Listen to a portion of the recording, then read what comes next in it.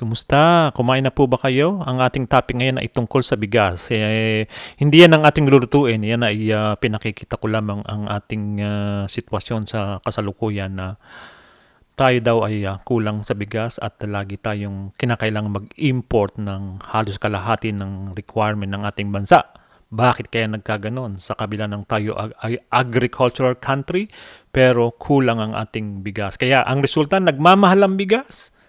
Sa akin pong palagay, personal na opinion, ito ang dahilan. Dahil tayo, isang damakmak na kanin kung kumain at kaunting ulam ay ayos na.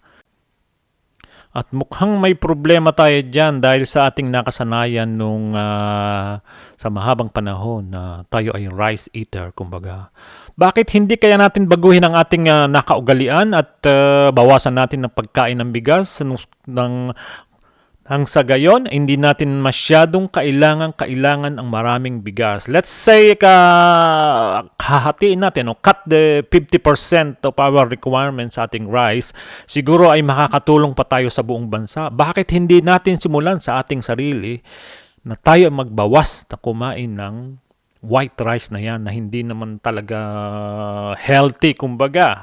Kailangan lang natin, as an adult, kailangan lang natin isang tasang white rice. So, bueno, ako ay nag-prepare ng ating recipe ngayon na hindi natin kailangan ng mas maraming bigas. So, ang ginawa ko, ang gagawin nating recipe ngayon ay 50% rice, isang tasang kanin at isang kamote. Paghahaluin po natin yan. Nang sa ganon, hindi natin kailangan ng maraming bigas at the same time mapapakain natin ng ating pamilya lesser. Ngayon, itong isa naman ay ang pasta, kumbaga. Yan. Ang pasta, hindi rin natin kailangan kumain ng maraming pasta. Ayon sa pag-aaral, kailangan lang natin ng 80 grams na pasta sa isang kainan. Yung ang requirement ng isang serving size ng isang adult ay 80 gram. Mantakin po ninyo. Ngayon, nag-prepare ako ng recipe. Unahin natin yung rice. We need just so nakita po ninyo, isang tasang white rice ang kailangan natin. And then tatlong butil na tinadtad na bawang. Or kung gusto nyo dagdagan ng bawang, walang problema. Hindi na tayo magtataddan ng sibuyas dahil ang sibuyas ay masyadong nakakapagkabag sa ating tiyan. So isang kamatis. Yan lang po ang ingredient. Hindi natin kailangan ng kung ano-ano pa. Tadtarin lang po natin ng kamatis. Chop. At susunod po ay isang kamote. So kanina meron na tayong isang tasang bigas. Ngayon ay isang kamote. Kikube lang po natin ang kamote na ganyang kalalaki para tayong magawa ng menudo. At pagkatapos yung ating spices, kayo nang bahala kung anong spices ang gusto nyo. Pero yung naririyan, pinakikita ko sa inyo, isang dried basil, dried parsley, at paprika or chili, and black pepper, tsaka asin. Dahan-dahan lang po tayo sa paglalagay ng asin. Huwag masyadong marami para naman tayo hindi magkaroon ng sakit sa bato. Ngayon, dalawang kutsarang tomato sauce. Meron din tayong raisin, kung yung black raisin o yellow raisin, walang problema o optional kahit di nyo lagyan. At pagkatapos ay ating sisimulan na ang pagluluto ng ating rice. Less rice plus kamote. Yan, naglagay po tayo ng mantika at ating ipiprito ng ating tinadtad na bawang. Papulahin lang po natin ng konti. Mahinang apoy at nang hindi masusunog ang ating bawang at nang hindi pumait. Ayan lang po at medyo habang iniintay namin siguro mga 1 o 2 minuto at ilagay na isunod na natin ang ating tomato. One piece tomato.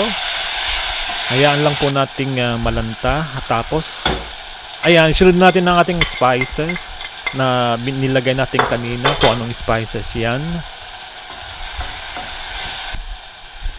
Isunod na natin ang ating tomato sauce kapag naluto na ang ating 1 piece tomato. At halu-haluin lang po natin sa mahinang apoy. Huwag niyong kalakasan dahil masyadong matutuyo ang ating Ngayon, lagyan na natin ang 2 tasang tubig. Kung tayo merong 1 tasang bigas, ngayon ay 2 tasang tubig. Pakuluin lang po natin ang tubig. At pagkatapos ilagay na natin ang ating bigas. Hindi ko na hinugasan dahil malinis naman. Kung gusto nyo, hugasan ninyo. Ngayon, takpan po natin siya hanggang ma-absorb niya ang tubig o ang liquid.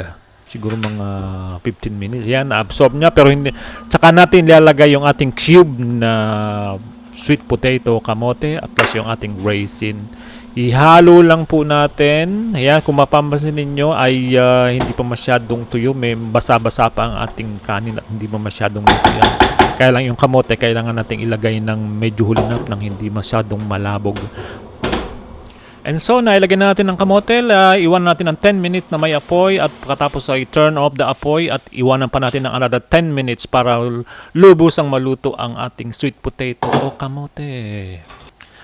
Okay, so ayan, after 20 minutes of waiting, buksan at ating iplap, kumbaga, buwaghagin sa Tagalog, buwaghagin ng ating napakasarap na kamote rice o sweet potato rice. Now, ready to serve na, ready to eat ang ating kamote rice. Less requirements sa rice, tulong sa bansa, baguhin ng nakaugalian. Ito na ang ating bagong habit, no? So, ayan, kung everyone ay makakagawa niyan, makakatulong tayo sa ating bansa at hindi na magmamahal ang bigas at hindi na tayo mag-i-import ng bigas. Kung gusto nyo, lagyan nyo pa ng slice na almond. Optional lang yan, hindi kinakailangan. Yes, ang susunod naman natin ng spaghetti, kailangan natin ng garlic.